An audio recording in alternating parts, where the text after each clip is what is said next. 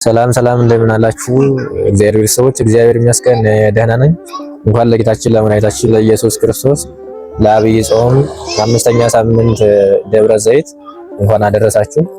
በኢትዮጵያ ኦርቶዶክስ ተዋሕዶ ቤተክርስቲያን አስተምሮ መሰረት የዐቢይ ጾም አምስተኛው ሳምንት ደብረ ዘይት በመባል ይታወቃል።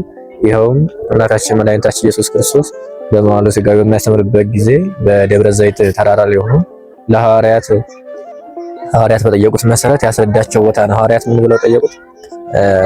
ጌታ ሆይ መምጫ መቼ ነው? የእግዚአብሔር መንግስት መምጫ መቼ ናት? ብለው በጠየቁት መሰረት ኢየሱስ ክርስቶስም ስለ ዳግም ምጽአት ዳግመኛ እንዴት እንደሚመጣ የዳግም ምጽአት ወይም ደግሞ የዓለም ፍጻሜ ምልክቶች ምን እንደሆኑ ያስተማረበት ቦታ ነው። አምላካችን መድኃኒታችን ኢየሱስ ክርስቶስ ለሐዋርያት እንግዲህ በጠየቁት መሰረት ሲያስተምራቸው የዳግም መምጫ ምልክቶቹ ምንድናቸው ብለው ሲጠይቁት የተለያዩ ምልክቶችን ነግሯቸዋል።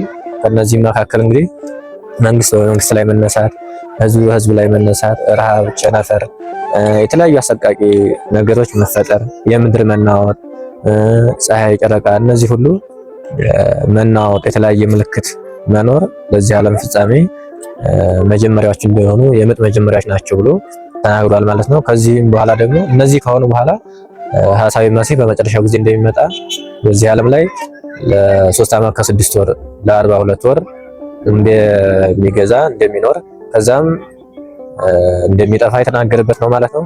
እንግዲህ ከነዚህ መካከል ዛሬ በዘመናችን ብዙ ነገር እያየን ነው። ህዝብ ላይ ይነሳል፣ መንግስት በመንግስት ላይ።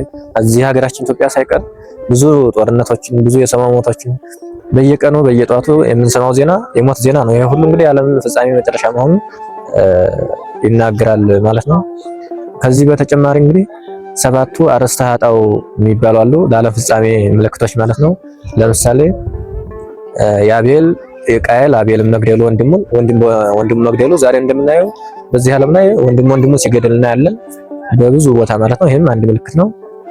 ከዚህ በተጨማሪ ደግሞ 7 ተካት ወይም ደግሞ በ7 ተካት ጊዜ ብዙ ኃጢአት ሲሰራ ነበረ። ዛሬም ከዛ የበለጠ ኃጢአት ይሰራል። በነገራችን ላይ እዚህ ዓለም ላይ በኖህ ዘመን የጠፉት ህዝቦች ብዙ ኃጢአት ሰርተው ነው። ከዛ በላይ ግን ዛሬ ከዛ በላይ ኃጢአት ይሰራል። ያው እግዚአብሔር በሐዲስ ኪዳን ኃጢአትን ብንሰራ ስለማያጠፋን በመጨረሻ በፍርድ ጊዜ እንክርዳድና ስንዴ ስለሚለይ ነው እንጂ በሰዶምና ገሞራ ጊዜ እንደተሰራው ኃጢአት በ7 ተካት በኖህ ጊዜ እንደተሰራው ኃጢአት ከዛ በላይ ኃጢአት ዛሬ በዓለማችን በዘመናችን እየተሰራ ነው። ነገር ግን አምላካችን መድኃኒታችን ኢየሱስ ክርስቶስ በሐዲስ ኪዳን ቃል ኪዳን ስለገባ ያው እንደውም እንክርዳዱን ማርዶ በመኸሩ ጊዜ ይለያል ስላለ በኋላ በመኸሩ ጊዜ ስለሚለይ ነው ማለት ነው። ስለዚህ የዓለም መምጫ ምልክቶች በዘመናችን እያየናቸው ነው። ያልተሰራ ኃጢአት፣ ያልተደረገ ክፉ ነገር የለም። ብዙ ነገር ተደርጓል፣ ብዙ ነገር ተሰርቷል። ግን ቀንና ሰዓቱን ማወቅ ስለማንችል ስለዚህ በዚህ ዓለም ላይ ዛሬ እንደምናየው ያልተሰራ ኃጢአት፣ ያልተሰራ ክፋት የለም። ስለዚህ ያልጻይ መጨረሻ ምልክቶች መሆናቸውን መድረሱን ማወቅ አለብን ማለት ነው። ነገር ግን ስለ ሰዓቱ ስለ ቀኒቱ ማንም ሰው አያውቅም። ግን ምልክቶቹ እነዚህ ናቸው ብሎ አምላካችን መድኃኒታችን ኢየሱስ ክርስቶስ ለሐዋርያት ነግሯቸዋል። ብዙ ጊዜኛ ስለ ዳግም ምጽአት ወይም ስለ ዓለም ፍጻሜ ሲናገር ከመጨነቅ ውጭ የምናደርገው ነገር የለም። ነገር ግን ከጭንቀት ባለፈ እኛ የሚገባን ነገር አለብን።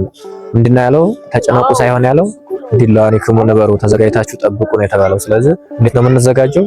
አንደኛ ኃጢአት ባለመስራት፣ ኃጢአት ከሰራን ደግሞ ንስሐ በመግባት ንስሐ ገብተን ስጋውን ደግሞ ከተቀበል የትኛውም መከራ የትኛውም ችግር ቢመጣ እሱን ተቋቁመን ለመንግስቱ ወራሽ ለስሙ ቀዳሽ መሆን እንችላለን ማለት ነው።